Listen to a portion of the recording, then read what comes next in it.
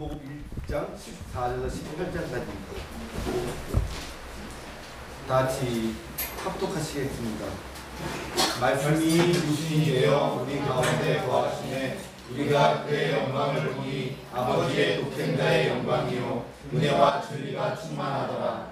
요한이 그에 대하여 증언하여 외쳐 이르되 내가 전에 말하기를 내 뒤에 오시는 이가 나보다 앞선 것은 나보다 먼저 계시니라 한 것이 이 사람을 가리킴이라 하니라.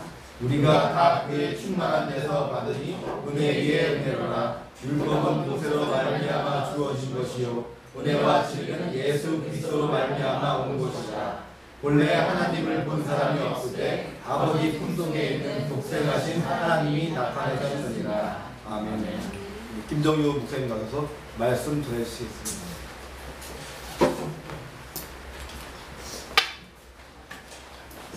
할렐루야. 축복합니다. 여러분과 함께 하나님의 생명의 말씀 함께 볼 수 있게 돼서 영광이고 감사드립니다. 잠깐 기도할게요.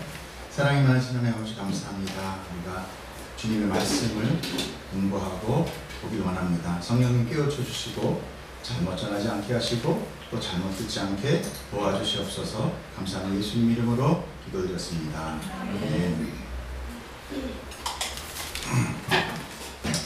우리가 요한복음을 계속 강해를 보고 있는데요.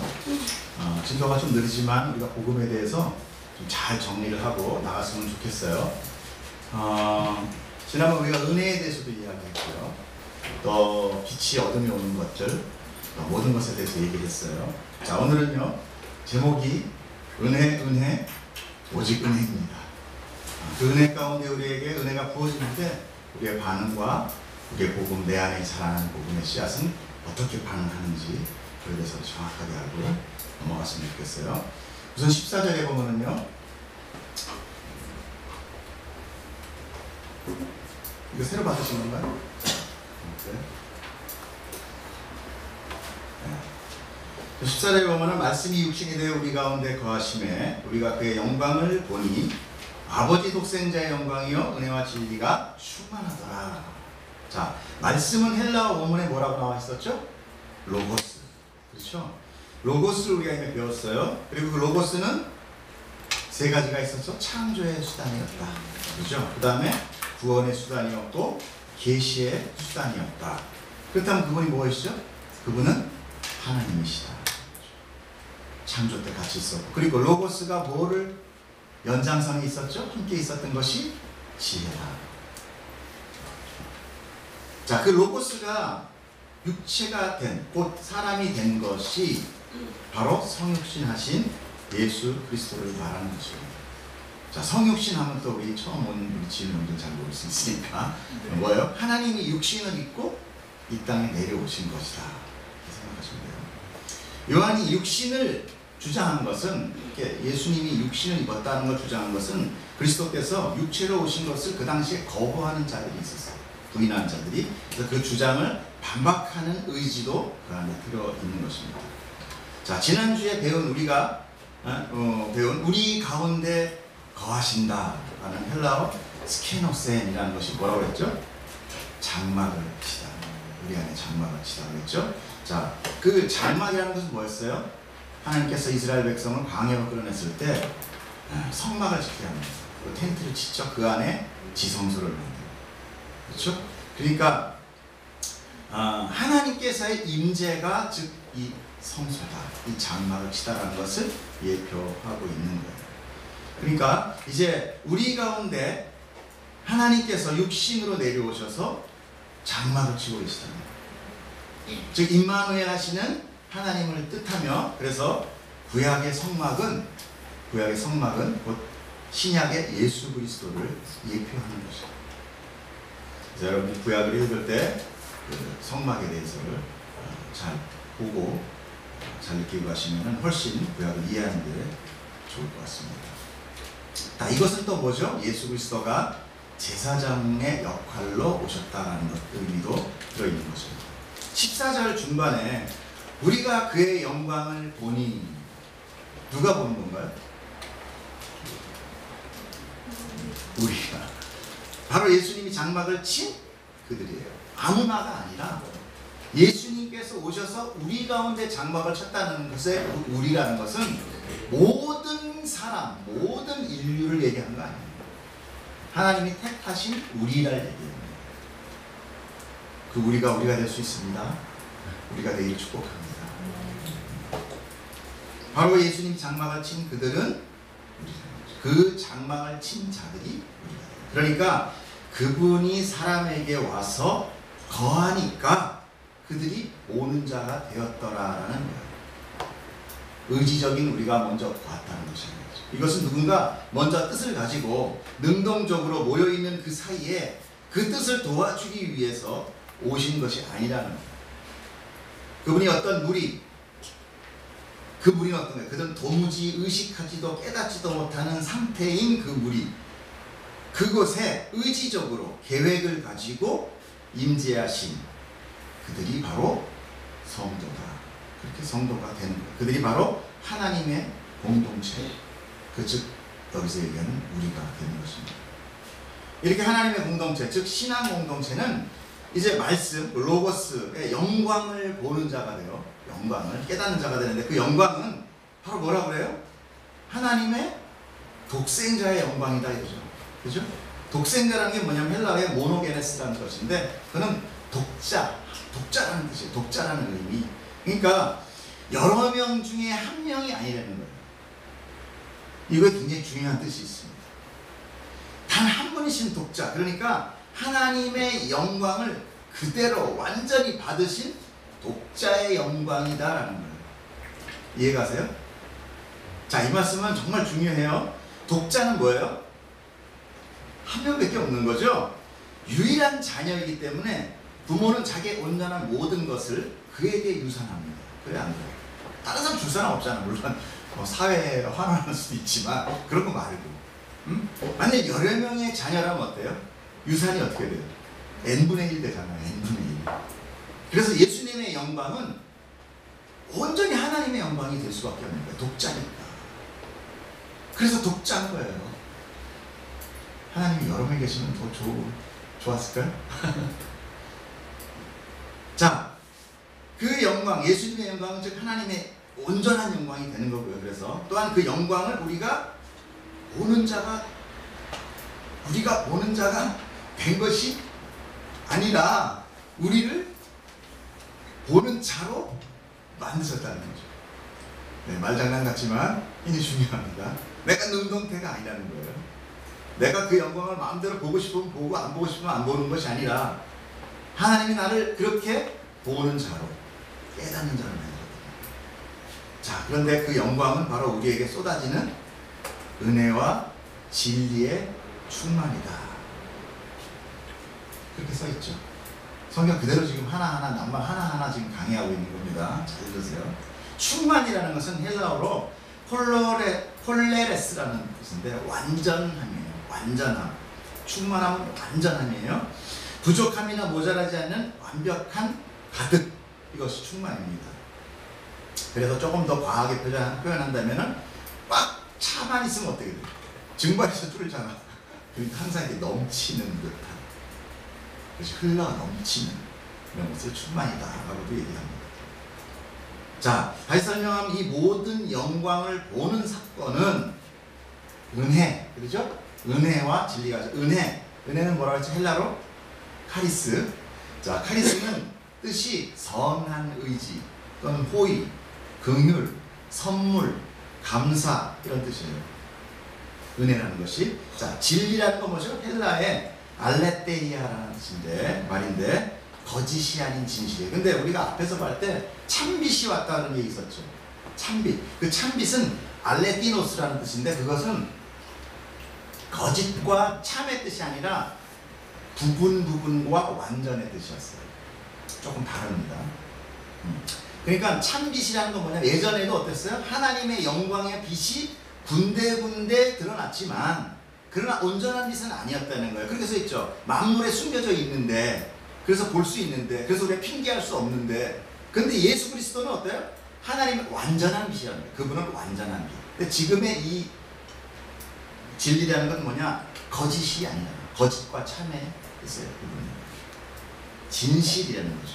그러니까 정리한다면 어떤 뜻이냐면 우리가 보는 이 독생자의 영광은 하나님의 선하시며 진실하시며 완전함으로 우리에게 거하신다는 의미예요. 그것을 은혜라는 선물 보따리에 쌓아서 우리에게 거저 쏟아 부어주고 있는 이 본문의 뜻이. 무슨 얘기인지 아시겠죠? 자, 질문 있으십니까? 15절 넘어가겠습니다.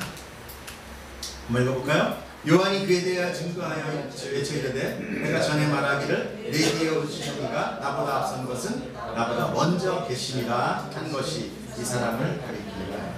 이거 사실 보면 약간 삽입구예요. 가로쳐도 되고 그 뒤에 16절부터 그 뜻에 연결이 되는데 이 영광을 본 요한은 이제 그 영광을 사람들에게 증언할 수 있죠. 자, 아까 우리 가운데 있었던 요한이란 말이에요. 그 요한은 누구였어요? 자기가 하나님을 알아보는 사람이었습니까? 아니에요. 하나님의 진리의 완전함과 충전함과 그 선물과 온전함이 요한 가운데 들어와서 충만하게 넘쳐 흐르는 그 진리가 알게 되니까 누가 돼요? 이제는 그가 증언을 할 수 있는 자가 되는 거예요. 자기가 따로 공부해요. 그게 아니라 하나님이 쏟아지는 은혜 가운데 요한은 누가 돼요? 증언하는 자가 됐다는 거죠. 그 영광을 사람들에게 증언할 수 있는 자가 됩니다. 세례 요한은요, 구약을 지나서 신약의 문을 여는 마치 나팔소리와 같은 역할입니다. 6절 8절에서 요한은 빛이 아니라 그 빛을 증거하는 자라고 소개해줘요. 빛은 뭐였어요? 빛은 생명이었잖아요. 그 안에 생명이 있는데 그들은 사람들의 빛이라 이렇게 나오죠. 그죠? 앞으로 뒤로. 그러니까 요한은 생명이 아니고 그 빛이 아니라는 것은 요한은 그 생명, 그 예수 그리스도의 생명이 아니라 그 안에 생명이 있는 것도 아니었다. 요한 안에 생명이 있는 것도 아니었다. 그는 오직 그 생명이신 그 즉 빛에 대한 그냥 증인이었다는 겁니다. 그걸 다시 한번 강조합니다. 15절에 요한은 증언하되 말씀이 육신이 되어 성육신한 이분은 요한보다 더 앞서 계신 분이었다. 자꾸만 지금 요한의 시체에 대해서 이야기를 하고 있죠. 왜 그러냐면 그 당시에 메시아가 오기 전에 이 유대인의 메시아 사상이라는 건 어떻다고 했어요? 어떤 영적 구원이 아닌 로마를 싸워 이겨서 다시 다윗의 영광을 누릴 수 있는 것이 메시아, 유대인의 메시아감이었어요. 그러니까 처음에 눈에 보이는 요한이 와서 막 방에서 소리를 지르고 메시지를 전하니까 야, 저거 진짜인가 보다. 이런 사람들이 많이 있었단 말이에요. 그래서 자꾸만 요한이 뭐야? 눈길을 나에게 주지 마라. 나는 온전히 전하는 소리야. 증언이야. 그가 아니야. 나 아니야 라는 것을 계속 밝히고 있는 거예요. 세례 요한 아닌 이 지금 사도 요한이 그 요한을 다시 한번 설명하고 있는 거예요. 그래서 지금은 뭐 다 아니까 뭐 다 알아. 그 당시에는 굉장히 큰 문제였던 거예요. 세례 요한에 대해서는 선지자로 또 하나님의 대언자로 굉장히 높이 평가받고 있어서 많은 사람들이 그에게로 와서 회개의 세례를 받았단 말이에요. 무리가 져서. 그러니까 세례 요한은 그런 사람들의 칭송으로 높아지기를 거부하며 오히려 그분은 나보다 더 먼저 계신 분이다 라는 존재의 선제됨을 강조하고 선포하고 있는 거예요. 결국 나는 그분이 보내서 왔을 뿐이야. 그 사람의 신들매도 묶을 사람이야. 이렇게 자기 실체를 이야기합니다. 우리 역시도 마찬가지죠. 이런 얘기하면 저는 금방 될지 모르지만 많은 어떤 이 기독교의 어떤 그 리더십이 너무 자기의 그 어떤 하나님의 영광, 너무 자기 것으로 드러냄으로 인해서 많이 떨어집니다. 사람을 쫓아가게 되잖아요. 자, 16절에 보면은 우리가 다 그의 충만한 데서 받으니 은혜 위에 은혜라. 오늘 주제가 이겁니다. 은혜로 정착이죠. 그리스도의 충만이 또한 다시 한번 강조되고 있습니다. 충만이라는 것은 아까 뭐라 했죠? 홀레스, 그 완전함이라고 했죠. 티끌인 우리 존재에게 그 충만이 쏟아져 내려옵니다. 이것이야말로 은혜라는 거죠. 그 얘기하는 거죠. 너희한테 지금 이 티끌 같은 존재한테 하나님이라는 완전함, 이 완전한 선이 공짜로 쏟아지고 있는 이 자체가 뭐예요? 은혜다라는 거예요. 그래서 은혜가 이렇게 강조되고 있는 거예요. 요한복음 초창. 이것은 성령이 되는 거죠. 거저가 우리의 구원은 이렇게 은혜로 점철되고 있다는 것을 강조하고 있는 거예요. 인간의 노력 아니요. 인간의 지식 아니요. 어떻게 티끌이 사람을 할 수 있어요? 우리 집 있는 강아지도 저를 모릅니다.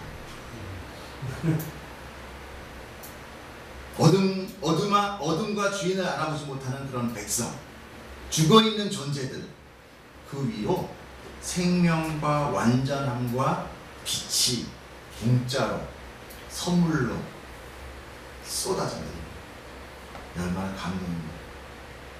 이 감동을 여러분 어떻게 표현해야 될까 고민하다가 밤하늘에 쏟아지는 은하수, 그다음에 폭포 이걸 하는 줄 봤어요.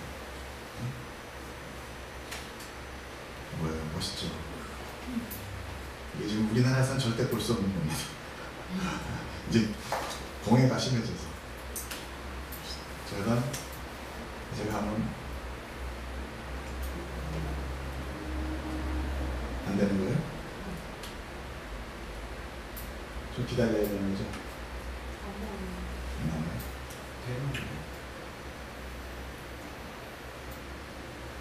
클릭 한번 해보세요. 됩니다.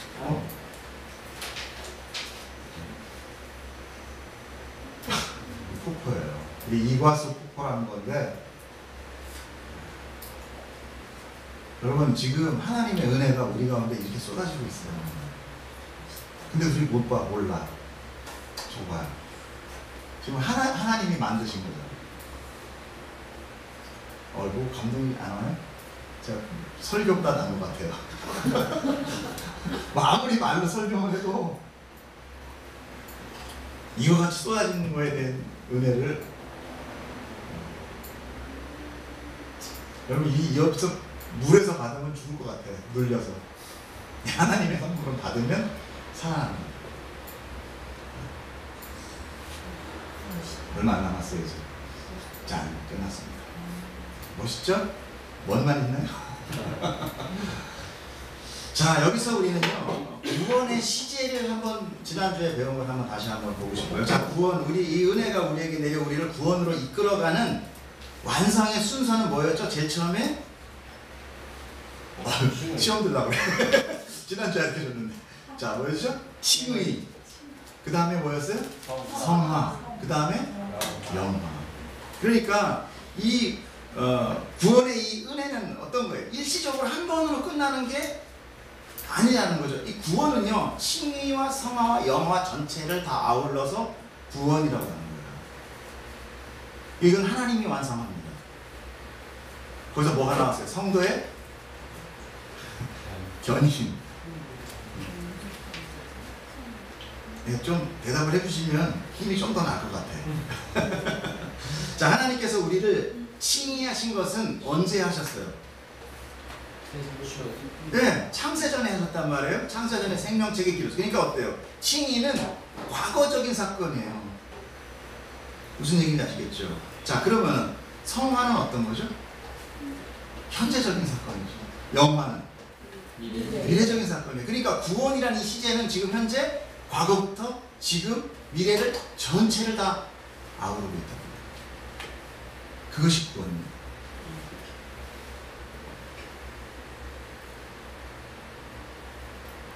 예수 그리스도를 영접한 사람은 그때부터 성화가 시작이 돼요. 이미 생명책은 이미 정해져 있고 예수님께서 기도하시던 말에 당신의 백성을 나에게 주시니 그 영광 감사하며 기도를 하고 있는.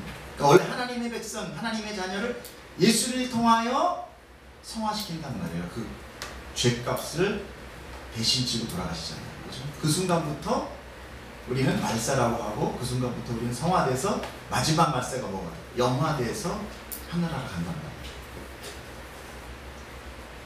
원래는 어땠습니까? 죄와 사망의 법이 지배했어요, 우리. 그죠? 하나님의 백성도 동일하게. 왜? 죄에 대한 대가가 없으니까 정령 죽으리라. 근데 그들의 삶에 은혜의 법인 생명의 법이 이제 예수 그리스도로 인하여 다스리게 됐다는 거예요. 그렇죠? 이것이 바로 성화의 시작이에요. 자, 로마서 2장 8절 2절 보겠습니다. 시작. 이는 그리스도 예수 안에 있는 생명의 성령의 법이 죄와 사망의 법에서 너를 해방해. 누구 안에 있는? 예수 그리스도 안에 있는. 해방되면서부터 우리는 뭐가 돼요? 성화가 되는 거죠. 로마서 6장 14절 한 번 더 볼게요. 시작. 죄가 너희를 주장하지 못하리니 이는 너희가 법 아래 있지 아니하고 은혜 아래 있습니다. 또 은혜가 나왔어요. 자, 이 말씀을 통해서 볼 때 우리가 구원을 받았다면 내 안에 지금 성화가 이뤄가고 있어야 되는 거 맞죠? 맞습니까? 레드선? 자, 성화가 일어나야 돼요. 그렇다면 우리는 생명의 성령의 법에 의해서 죄와 사망의 법에 해방이 되죠. 생명의 법에 의로 인하여 죄와 사망의 법에서 해방이 된단 말이에요. 그죠? 죄가 우리를 주장한다는 것은 통치하지 못한다는 뜻이에요. 주락하락하지 못한다는 뜻이에요. 오케이? 네. 그런 상태가 되는 거예요. 자, 그래서 우리는 법 아래 있지 않다는 이 법은 율법을 뜻하는 거예요. 율법, 하나님의 법. 그렇기 때문에 우리는 이제 은혜의 온전한 다스림을 받는 자들이 된다는 거죠. 맞습니까? 동감하시죠? 아멘. 그리고 확실히 달라진 것을 나와 이웃이 다 이제 깨닫게 돼요. 동감하세요? 정말이에요? 예수님 딱 믿고 성화가 시작되면 오! 너 예수 믿었네? 아, 그래요?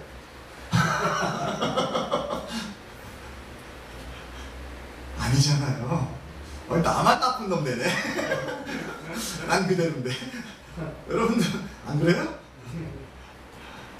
그럼 왜 구원받은 성도의 삶 속에 왜 이렇게 죄가 반복적으로 나타나고 죄의 지배가 늘 있느냐?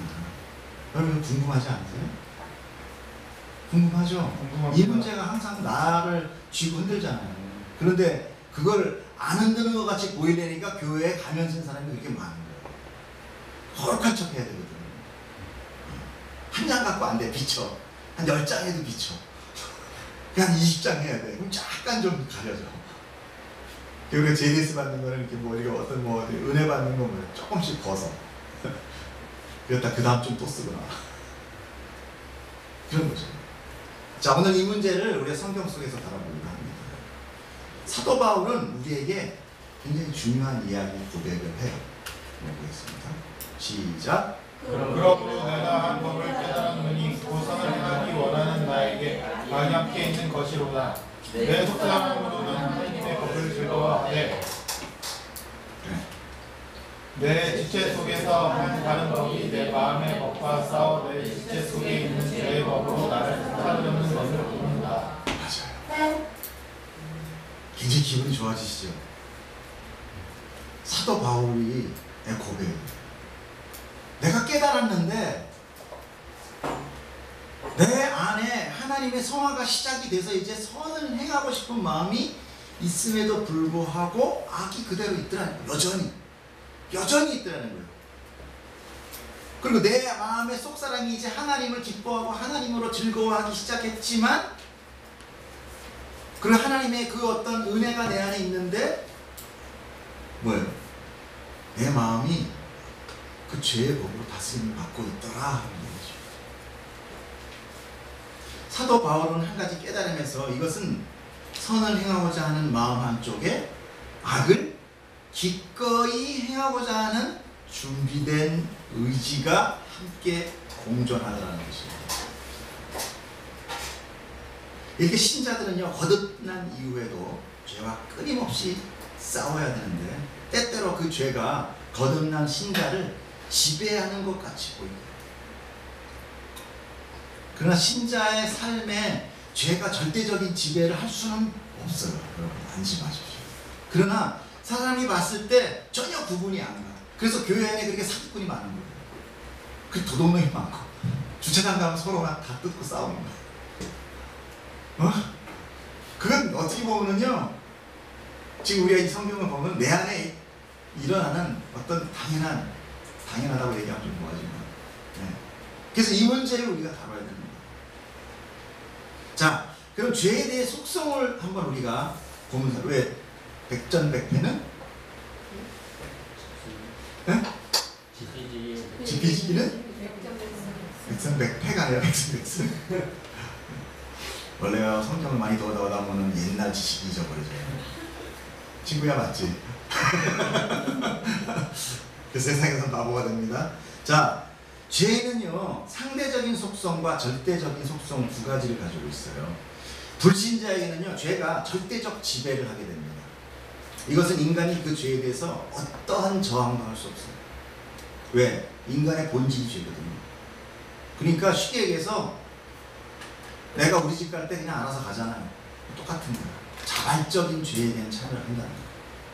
그러나 하나님의 은혜로 된 신자의 삶 속에는요, 죄의 절대적인 지배에서 벗어나서 죄의 상대적인 지배를 받게 됩니다.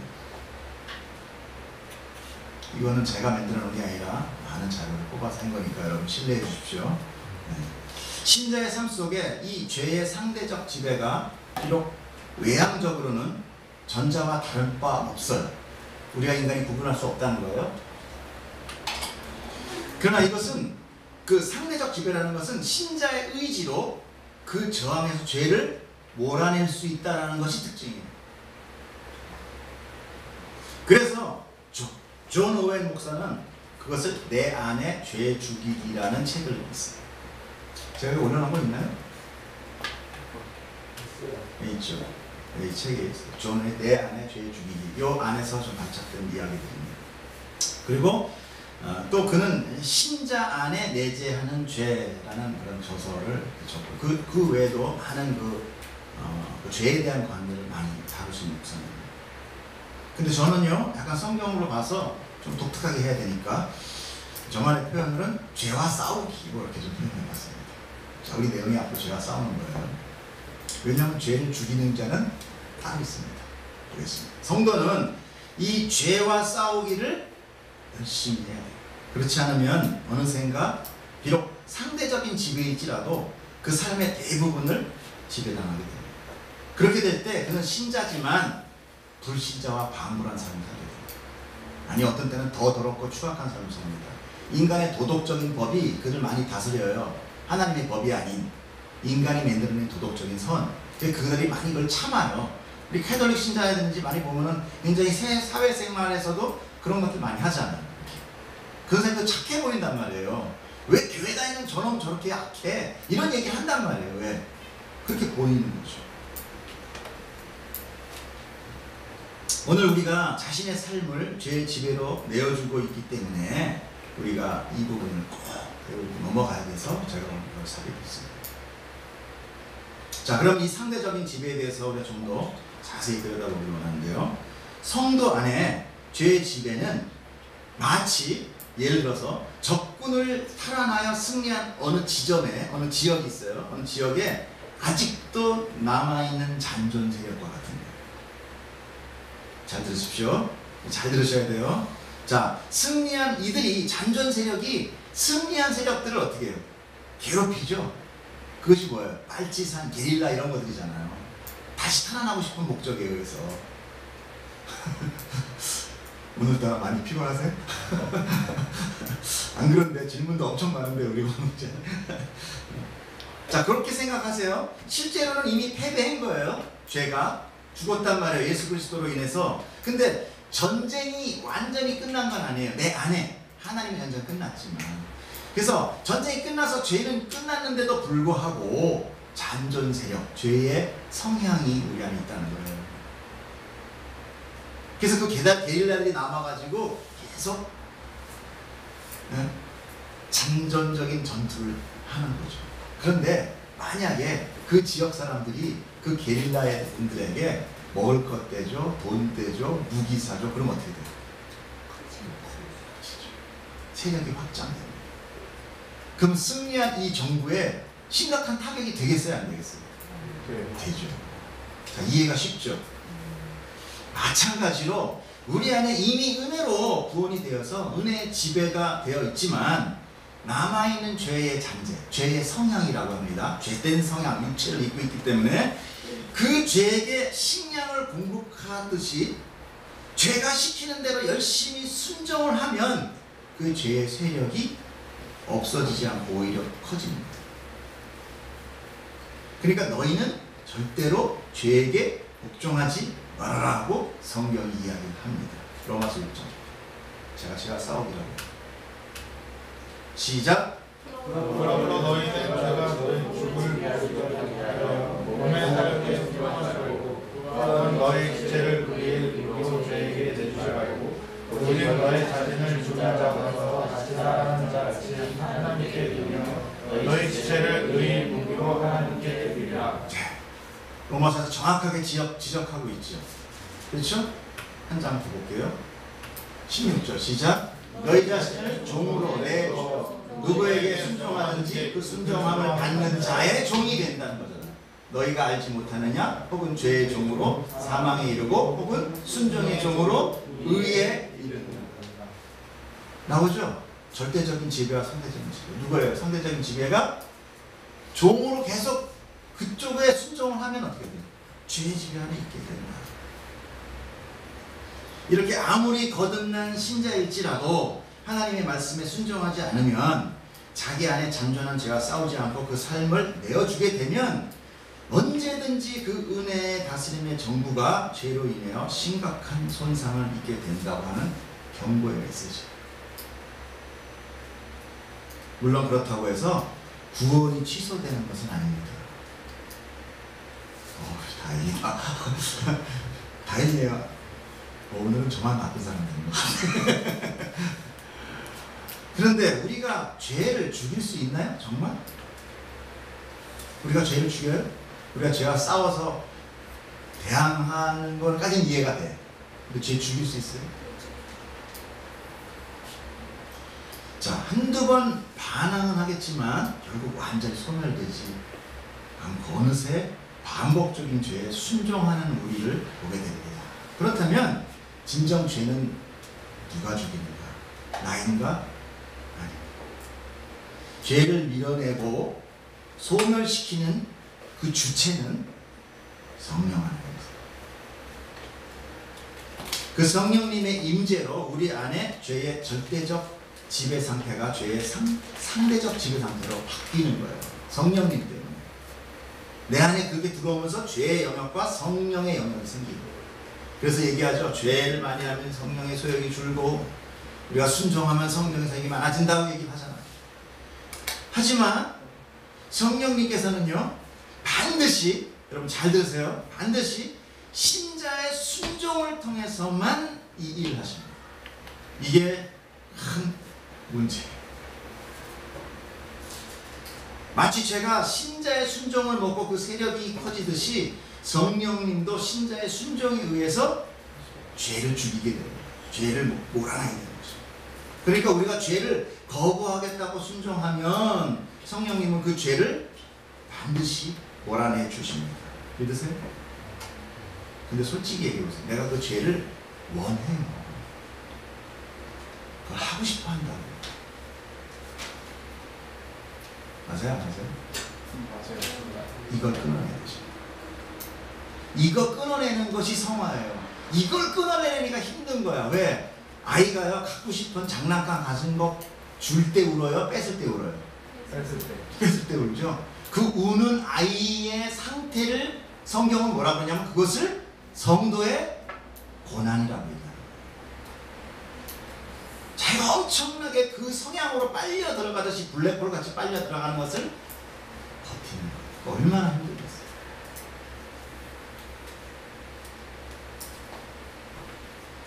결국 우리가 죄와 싸우지 않으면요, 우리는 산자지만 죽은 자예요.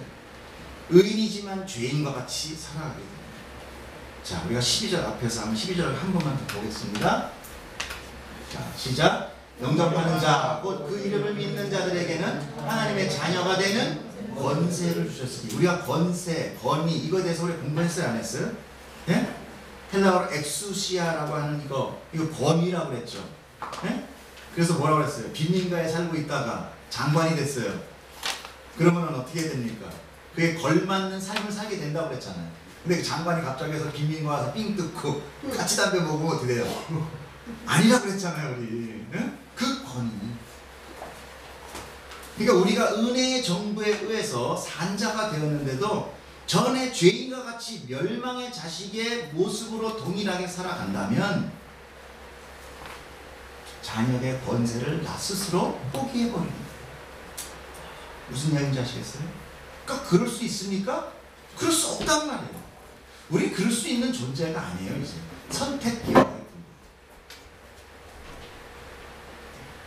왜 그래요? 내 신분이 바뀌었기 때문입니다. 이 세상에 자기의 신분이 높아졌는데 그것을 누리지 않는 사람은 단 한 사람도 없어요. 아마 더 거드럼 피우면 거드럼이었지. 근데 세상에 하늘의 옷을 입으면 그 하늘의 옷을 모르기 때문에 내가 어떤 존재인지를 감히 모르는 게, 그래서 은혜를 몰라. 그래서 예배가 개판입니다. 그래서 교회 생활이 개판인 거예요. 내가 지금 뭘 받았는지 몰라. 아까 뽑고서는 봤는데 안 보입니다. 근데 그게 왜 그래요? 내가 너무 큰 거야. 돈 많은 사람한테요 100원 주면 집어 던져요. 근데 3일 굶는 사람한테 1000원 주면 무릎 꿇고 3배를 할 거예요. 그렇게까지는 안 하나 이제는. 어쨌든 이해가죠. 내가 하나님보다 너무 커. 그렇기 때문에 하나님 앞에서 어디 줘봐. 되게 그거야. 그래서 예수님이 뭐라고 얘기해요? 천국에는 누가 들어가? 아이가 들어간다고 그러잖아요. 그 아이가 아기가 들어간다는 얘기가 아니에요. 아이들같이 하나님의 순수한 자기들만의 세상, 하나님의 세상, 세상 사람들이 볼 때 아이라고 하는 것. 세상은 세상의 가치로 보잖아요. 아이들은 어때요? 아이들의 가치로 보죠. 그 가치가 뭐야? 딱지, 구슬, 뭐 이런 거잖아요. 그러니까 아이들이 막 죽을 것 같이 안 보여. 어른이 뭐야? 이거 내놔봐. 막 안 보여. 손을 풀었어. 딱지 석장 있네. 그럼 어른은 뭐야? 에게, 야 너 가져. 근데 애들은 뭐야? 목숨을 건네니까 거기에. 하나님 예수님이 바로 그 얘기를 하는 거예요. 천국을 쥔 자는 아이와 같다. 세상 사람들은 천국 싫어해요. 세상 사람들이 그걸 펴봤어. 너 이 신자 이리 와봐. 펴봤더니 천국이 들었네. 세상 사람들 에게 너나 가져. 그 비유를 하는 거예요. 그래서 그 밭에 감추 있는 모화가 뭐예요? 보물이라고 생각하는 사람한테 그게 보물인데 땅 주인이 와서 안 받겠어요? 그거 와서 판대는데 이상하잖아. 저놈이 갑자기 뭐라고 그래? 소작인으로 있다가 갑자기 땅을 사겠대. 돈도 없는 놈이 집을 다 팔아서. 그럼 땅 주인이 가볼 거 아니야. 진짜 뭐가 있나? 근데 뭐 있어. 근데 보물이라고 있는데 보니까 오강이네 이런 거야. 그러니까 야 저거 진짜 보물이라고 나 사러 사. 낼름 준.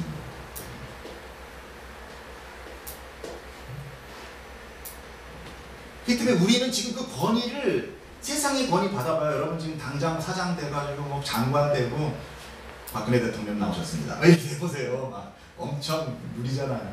근데 하나님의 자녀 됐습니다. 없네. 이렇게 되는 거죠. 권위를 누리기는커녕 그 죄와의 싸움도 안 합니다. 히브리서 볼게요. 시작. 너희가 죄와 싸우되 아직 피 흘리기까지는 대항하지 아니하리라. 성경은요 우리에게 죄와의 싸움은 피 흘리기까지의 대항이다라고 얘기했어요. 너희가 지금 대항하는 그런 미약한 저항으로는 어린 밤송아치도 없다.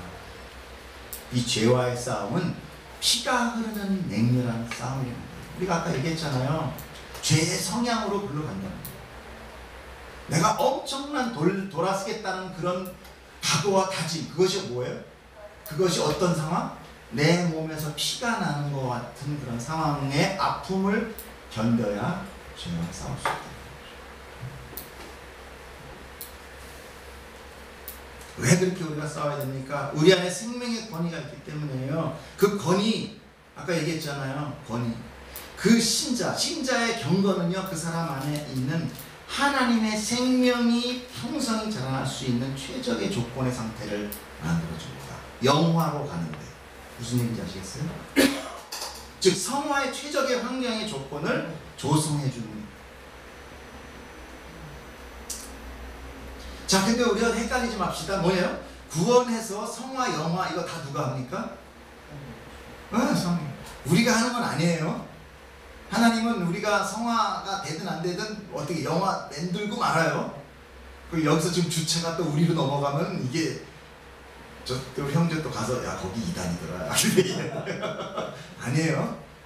주체는 분명입니다. 자, 하나님이 하시는 거예요. 하지만 그분은 누구의 순종을 통해서 일을 하신다고요? 우리의 순종을 통해서 일을 한다. 왜 순종을 통해서만 일해요? 그냥 당신이 다 해버려도 되잖아요. 오래 걸리기만 하잖아 괜히. 그것이 바로 하나님의 성품이에요. 누구나 사람이 일을 할 때는 자기 성품대로 일합니다. 하나님의 성품은 온유와 긍휼과 인격적이십니다. 그래서 우리에게 자유의지를 주십니다. 자발적인 순종을 원하십니다. 강압적인 순종이 아니라. 무슨 얘기인지 아시죠? 그래서 사도 바울은 우리 성도가 죄와 싸울 때 피가 흐를 정도로 싸워야 한다는 거죠. 피가 흐른다는 건 뭐예요? 죽기까지 싸운다는 표현입니다. 내가 죽을 각오로 절대 죄에 굽신거리지 않겠다는 성도의 강한 의지인 것입니다. 자, 그럼 죄는 왜 하나님의 은혜로 택함받은 신자 안에 굳이 처박혀서 그 죄라는 것이 자기의 영향력을 다 챙기지도 못하면서 자꾸만 발휘를 할까요? 죄의 지배를 많이 당하고 그런다면 구원이 무효가 되는 게 아니잖아요. 그럼 죄는 뭐 때문에 이렇게 힘들게 싸우냔 말이에요. 이것이 바로 아버지와 자녀의 관계 속에서 이해할 수 있어요. 그래요? 쉽게 말해서 사단은 자기가 하나님을 이기지 못하는 것을 이미 알고 있어요. 그런데 왜 그렇게 지독하게 끈질기게 사람을 유혹하고 미혹하고 죄로 붙드는가? 사단의 목적이 무엇인가 도대체? 창세기라고 합니다. 시작. 뱀이 여자에게 이르되 너희가 결코 죽지 아니하리라. 너희가 그것을 먹는 날에는 너희 눈이 밝아져 하나님과 같이 되어 선악을 알 줄 하나님이 아시니라. 여기서 가장 중요한 건 뭐 같아요?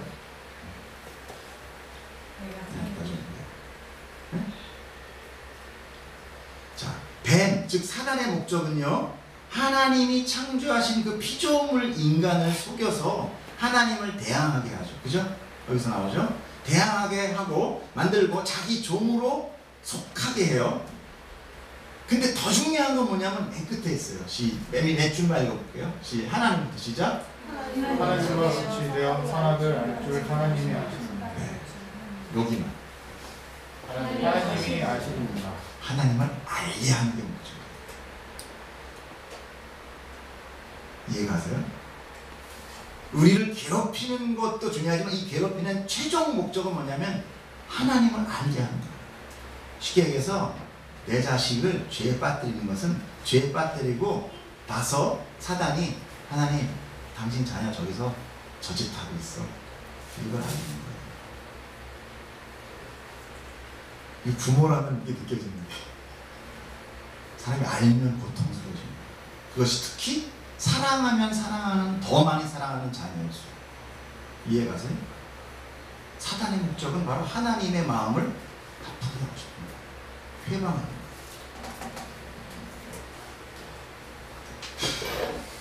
여러분 반응이라고 해요. 에이 그게 다야? 별거 아니네. 난 어차피 구원 받을 거고 뭐 하나님 마음 좀 아프면 뭐 그렇지만 난 구원 받을 거네. 여러분 그러시나요? 어떠세요?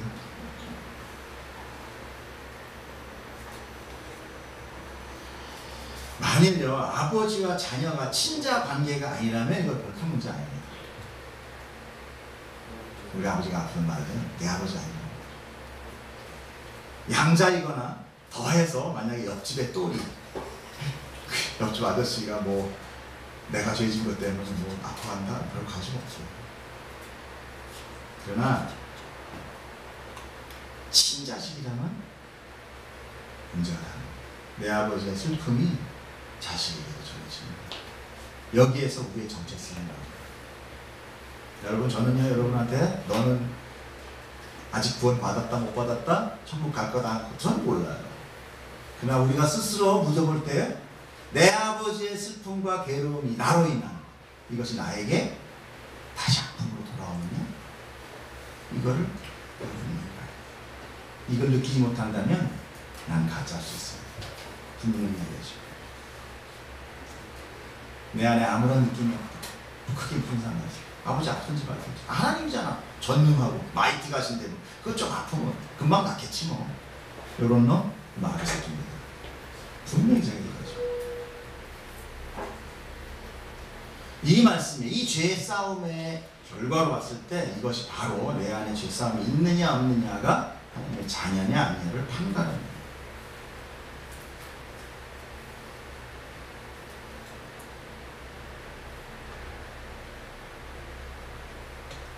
은혜는 사람의 조건과 상황과 의지에 관계없이 하나님의 의지로 들어와서 내게 충만함과 완전함으로 장막을 치고 나를 정복합니다. 그것이 복음의 본질이에요. 복음은 나에게 뚫고 들어오는 거예요. 내 원래 선한 의지, 하나님과의 관계가 있어서 내가 선함을 행하는 것이 아니라 하나님께서 우리 가운데 그냥 장막을 쳐버리는 거예요. 덮인 놈이 복음 받는 거예요. 근데 복음 받지도 않고 세상의 도덕적인 선과 착함으로 따져서 그냥 쫄쫄쫄쫄 같이 교회 안에 쫓아 들어오는 사람들이 있다라는 거예요. 그래서 그 사람들 입에서는 뭐가 나와요? 아, 교회 다니는 게 저래? 목사가 왜 저래? 아니요. 목사나 뭐나 성도나 뭐나 다 똑같아요. 다 시궁창에서 개가 먹은 거 다시 토하고 또 먹고 씻겨놓으면 다시 뒹구르는 돼지 새끼랑 똑같습니다. 우리는 그렇게 죄성으로 가요. 그러나 우리가 진정 우리가 하나님의 자녀가 되었다면 하나님의 아픔으로 인하여 내가 그 죄와 싸우게 되는 자로 되는 거예요. 그런 자는 법 아래 있지 않다는 거예요. 법 아래 있지 않다. 그래서 17절입니다. 율법은 모세로 말미암아 주어진 것이요 은혜와 진리는 예수 그리스도로 말미암아 온 것이요. 분명히 가르고 있어요. 구약적 율법과 신약의 예수 그리스도의 법 아래, 은혜의 법 아래를 그래서 가르고 있는 거죠. 성도는 이 율법 아래 있는 자가 아니에요. 로마서 6장 14절 볼게요. 죄가 너희를 주장하지 못하리니 이는 너희가 율법 아래 있지 아니하고 은혜 아래 있다. 아까 얘기했죠. 율법은 생명으로 가는 뭐라고 했어요? 내비게이션, 약도였어요. 생명으로 가는 약도. 그리고 그것은 하나님의 성품이에요. 그러니까 우리는 율법 상관없는 게 아니라 우리가 영화된다는 것은 율법 다 지키는, 율법을 순적 이렇게 자발적으로 지키는 자가 되는 게 영화예요. 억지로 막 이거 지켜야 나 이게 생명 거둬 이게 아니라 영화되는 순간은 하나님의 성품이 돼버리는 거예요. 율법은 하나님의 성품이에요. 자, 그러나 죄가 함께 지배하는 완성되지 못한 우리는 그 법이 우리를 정죄하고 사형장으로 끌고 가죠. 왜? 내 안에 죄가 있었습니다. 그런데 그 죄인이 이제 예수 그리스도의 은혜 아래 있게 되는 순간 예수님의 그 대속의 죄가 나에게 적용이 되는 거예요. 해방이 되는 거예요.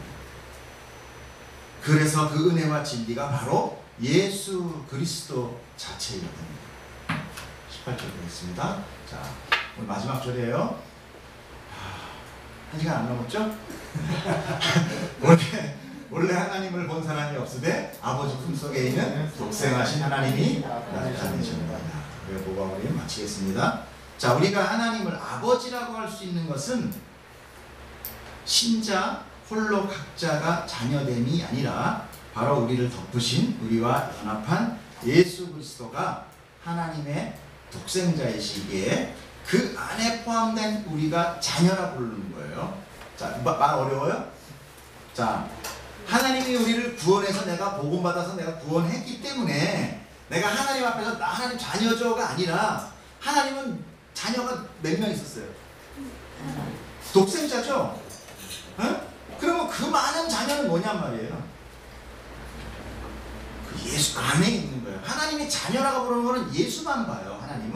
하나님은 예수님밖에 안 봐. 하나님이 우리를 보면 우리 죽어. 우린 예수 안에만 숨어 있어야 돼. 여러분 신약을 읽을 때 이걸 꼭 기억하십시오. 자꾸만 내가 드러나면 난 죽습니다. 예수님 안에 우리가 숨어있을 때 하나님은 내 새끼 안에 많은 새끼가 들어있는 거예요. 그래서 많은 자식 중에 맏아들 되게 한다는 말 들어보셨죠? 그래서 그 얘기예요. 천국 갈 때 여러분 다른 거 내놓지 마십시오. 천국 갈 때 난 이렇게 착한 짓 했어요. 나 이런 거 했어요. 교회 열심히 나왔어요. 그게 아니라 내 안에 예수 있냐 없냐. 내 안에 예수 있으면 하나님도 예수 때문에 자식이라고 칭해주는 거예요. 예수 없으면 아무리 내가 5분 받았다 해도 소용없어요. 그래서 우리는 예수님 없이 하나님 앞에 나아가면 그 완전함과 선함의 빛이 우리를 공격해 주게 됩니다. 심판이라는 건요, 인간의 심판같이 뭐 증인과 뭐와 그게 아니에요. 그냥 어둠, 예수 그리스도가 빛으로 발하고 있을 때 빛과 빛이 살아나는 거고요. 어둠은 그냥 순간 소멸되는 거예요. 그게 그 심판이에요. 그래서 우리는 은혜 아래 순종하는 자가 되어야만 합니다. 그러기에 오늘 우리는 죄와 피 흘리기까지 싸워야 되는 그 이유가 여기에 있는 것입니다. 아멘. 축복합니다. 우리 찬양 한 번 하고 기도 좀 하고